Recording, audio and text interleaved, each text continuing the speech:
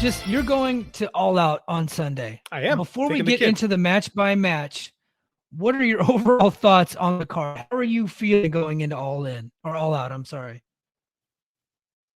I love WCW for pluses and minuses, and that's a lot of what this company is, and that's kind of what I wanted. I wanted a new WCW, and I got it. Careful what you wish for. I feel like I'm going to see the Clash of the Champions. Yeah. I'm okay with that too, by the way. I don't think that's a terrible thing. I think that I've said this before on our old network. I think you afford a mulligan here. You just did your biggest show ever. Mm-hmm. This is an experiment. You sold a ton of pay-per-views. If you sell one, it's more than what would have been sold a year ago. You're going to make $1 million gate, right? I'm going. I'm thrilled. I'm going to have a good time. I always have a good time going to these shows, taking my kid. Is it the card I envisioned in my head? No, but at the same time, when they announced the two shows back together, I knew Chicago wasn't going to get the big stuff. So, I mean, it kind of is what it is. And like, who was that guy that bitched about Chicago? Like, UK is getting screwed, so Chicago can have the good card. How'd that turn out, you dork? Yeah, they went all in on All In, obviously. Well, they should have. It's 90,000 people as compared to 10. Like, I get that. Yeah. So the what the problem became is that they had these two pay-per-views back to back, and I clearly don't think that they wanted them to both be pay-per-views. Yeah. I think one of them was supposed to be a streaming special, and the other one was a pay-per-view. Pick your point. I think the London show was supposed to be streaming, and the All Out was supposed to be pay-per-view. Well, when they found out that they both had to be pay-per-views, Tony Khan doesn't pivot very well. I think that's been established. He had to do a little bit of a pivot, and he put the bigger matches on the Wembley show as appropriate. The problem I have is that, and I know he might have wanted to save certain matches for certain other dates. I felt like with the roster that they have, they could have just said storyline be damned and still just try to put on as many big matches as they could. I'm looking at the card and I only really see two matches that stick out to me as being anything that I'm remotely all that interested in. Everything else I felt like could have been on Collision or Dynamite, right? And we'll get started with the main event. Well, hold on. So what would you do though? If you've got talent that are stuck in Florida because of a hurricane, if you got talent that might be COVID positive, your options become limited, right? Yeah. So I mean, if you're dealt, I mean, like I think this is a problem of his own making. Like, I'm not saying like this man didn't set himself up for failure. We all said two pay-per-views back to back was a bad idea. Mm-hmm. But if you're him and you have this card, what do you do? Like, what would you do differently? Like, I don't agree with not giving MJF a title match, but at the same time, it's a weak build. So I would rather not have a title match and have no build. I would have had something on All In. They had a ton of matches. I would have tried to make one of them a number one contenders match for something. You know what I mean? Like, because the original, so Mike booked the show in his head and Tony didn't live up to expectations. Tony might not have listened to our show, so didn't have any idea what I was trying to tell him. So, but my idea was, and the CM Punk's match was to be a number one contenders match, and then he would face the winner of Adam Cole and MJF at All Out. Clearly, they wanted CM Punk to face Ricky Starks for the Real World Championship. CM Punk got himself disqualified, suspended, so that match is out the window. We'll talk about that in a little bit. So I get it. Shit happened, and he couldn't get everything that he wanted. But I'm looking at some of the talent on the card, and I was just like, oh man. So we'll get into each match, and then I'll just say, I think maybe we should have done this one differently. Sure, I'd love to hear it. Main event is, in my opinion, although I don't think they have said it as the main event, the way that they ended Dynamite makes me feel like it's the main event. Orange Cassidy and Jon Moxley. I love that match. I have grown to become a big fan of Orange Cassidy. I love his title run. If I had a Jim Cornette style tweak, I would say kicking out a little too much. Like, it's getting a little egregious every single week. Like 50, 55 kickouts. Okay, I get that that's the style now, but I'm just like, okay, guys, like I'm not even paying attention until like the 17th kick out at this point. So that's just what Mike likes to see in wrestling. Okay. But I am become a big fan of Orange Cassidy. I think that economy with Jon Moxley, I'm sure they've wrestled before, but they haven't wrestled in such a high profile match. And then plus this puts the international title on a bigger stage. And I like that too. So I'm really looking forward to the match. Who do you think wins?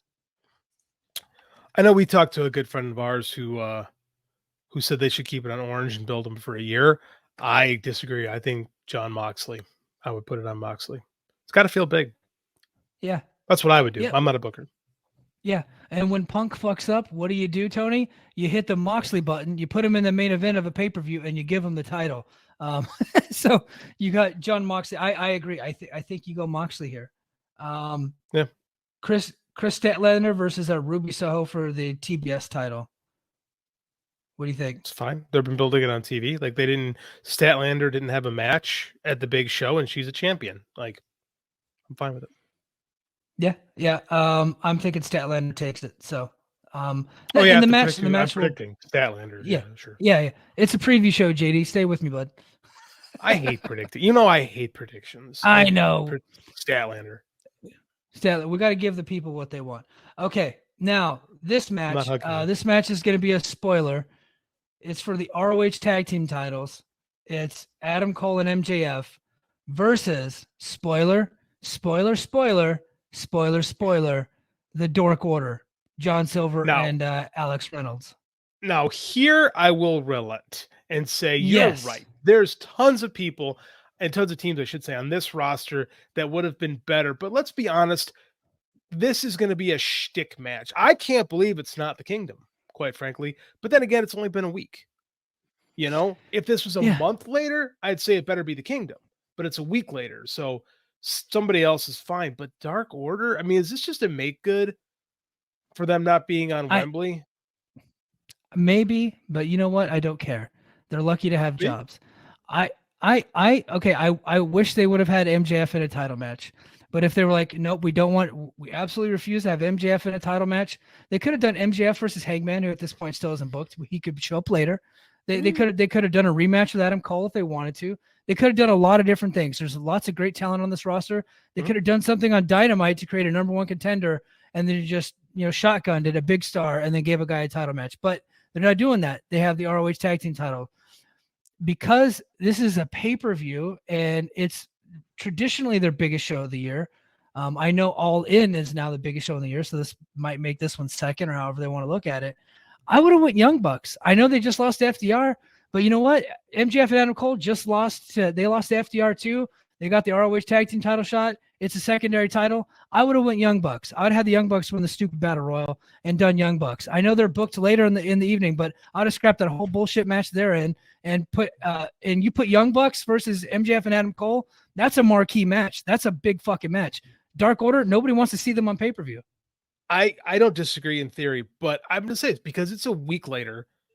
I think you're giving stuff away. Right? I mean, like there's no build. Like there's no build. People are paying. People are paying for it. I don't disagree. People are paying for it, and you still got some tickets to sell. It's not sold out. You got some pay-per-views to sell, and yet you're giving it away. But MJF and Adam Cole are not going to be a tag team for that much longer. So but they're the most overactive the company right now. They are, but that's why you put them in the match with the Young Bucks. That's a more match. And beat the Bucks again. The Bucks could win. The Bucks can win. I don't. Right? You figure it out. You book your way out of it. But right now, it's just kind of like it's a nothing match on a pay. It is a nothing match. It is. Match. I feel like he's just kind of throwing in the towel on that. I don't know. That's the way I see it. Tony Khan does throw in the towel. Feels like sometimes when things don't follow the plan, it really does feel like he just kind of slapdashes stuff. Like last year when they did the number one contenders battle royal, and people are like, why isn't Wardlow in there? And Wardlow cuts Braun saying, well, I don't want the world title. What? Right. Yeah, I'm with you. Yeah. All right. Samoa Joe versus Shane Taylor, a match that has been promoted on Ring of Honor television. I have not seen an ounce of ROH TV since Tony Khan bought it, except for the pay-per-view. So I watched it for a month. I'm sure it's going to be a good match, though. I just don't think it's all that interesting, but it should be a good match. Like, Samoa Joe's going to win, right? Yeah, 100%. I like Shane Taylor, though. Yeah. Should we talk about this, or should we leave this alone? Because you and I have heard some things.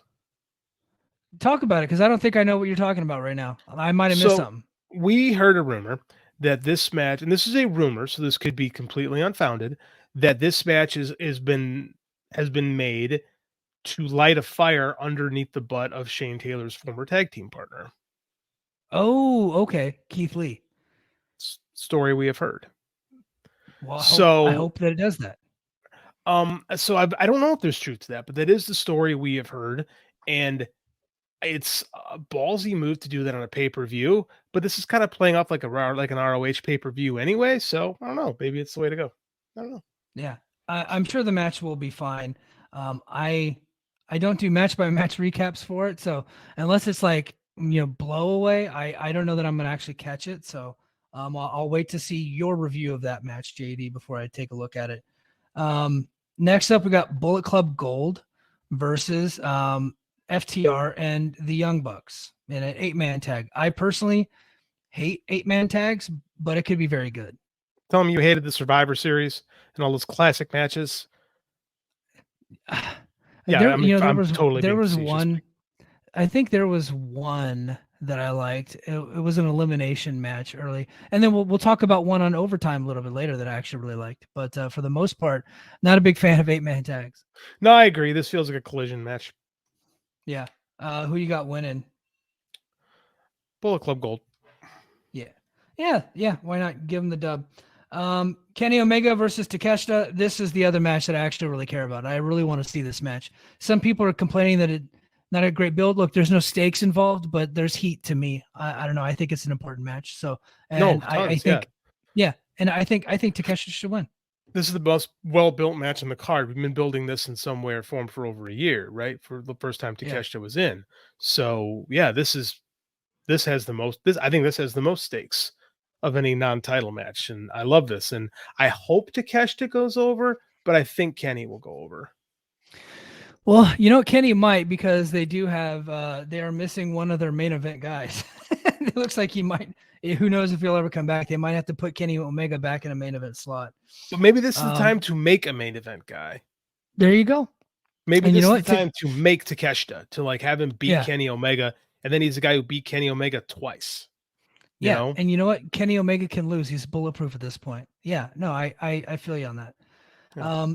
Miro versus Powerhouse Hobbs. Dude, I want to see this match. I'm on the fence about who should win, though.